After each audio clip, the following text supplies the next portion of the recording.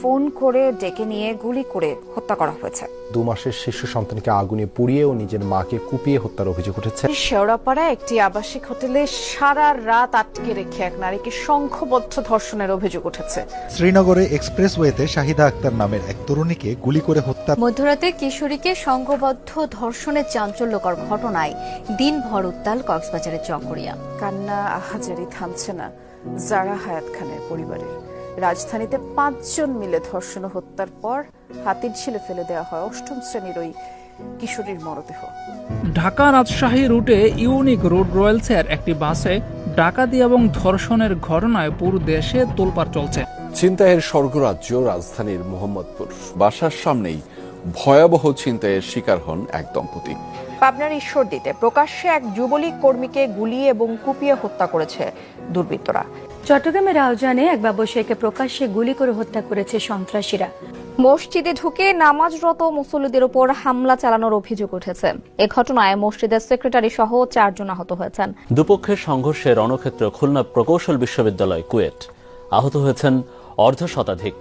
খুলনা নগরীর তেঁতুলতলা এলাকায় খুলনা বিশ্ববিদ্যালয়ের শিক্ষার্থী অর্ণব কুমার সরকারকে প্রকাশ্যে গুলি করে হত্যা করেছে দুর্বৃত্তরা।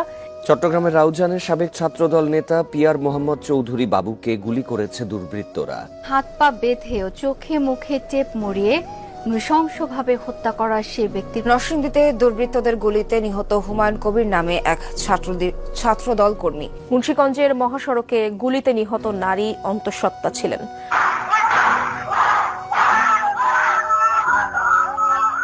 সুমন হালদারকে প্রকাশ্যে গুলি করে হত্যার। হোটেল সিগালের সামনের রাস্তায় হাঁটছিলেন গোলাম রাব্বানী টিপু। এ সময় কাছ থেকে তার মাথায় গুলি করে পালিয়ে যায় দুর্বৃত্তরা। কুষ্টিয়ার দৌলতপুরে এক ইউপি চেয়ারম্যানকে ইউনিয়ন পরিষদ কার্যালয়ের ভেতরেই গুলি করে হত্যা করেছে দুর্বৃত্তরা।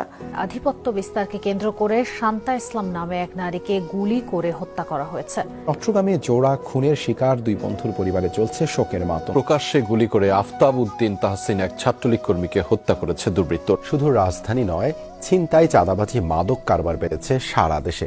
রাজধানীর গুলশানে 2 মানি এক্সচেঞ্জ ব্যবসায়ীকে কুপিয়ে বিপুল পরিমাণ অর্থ ছিনতাই করেছে দুর্বৃত্তরা। রংপুরে ক্ষুদ্র ও কুটির শিল্প মেলায় হাউজে খেলায় মফিজ পোলা নিয়ে 2 পক্ষের সংঘর্ষ হয়েছে। স্থানীয়তে ছিনতাইয়ের ঘটনা নতুন নয়, তবে এবার তোরাব থানা এলাকায় এসিড নিক্ষেপ করে ছিনতাইয়ের নতুন ধরন দেখা গেছে। এক মা ও তার 2 বছরের সন্তানকে এসিড মেরে ছিনতাইয়ের ঘটনা ঘটেছে। নারায়ণগঞ্জ বন্দরে দেওয়ানবাগ দরবার শরীফে ভাঙচুর অগ্নিসংযোগ করেছে দুর্বৃত্তরা। স্নেহদহের শৈলকুপায় 3 জনের গুলিবিদ্ধ মরদেহ উদ্ধার করা হয়েছে। আমাদের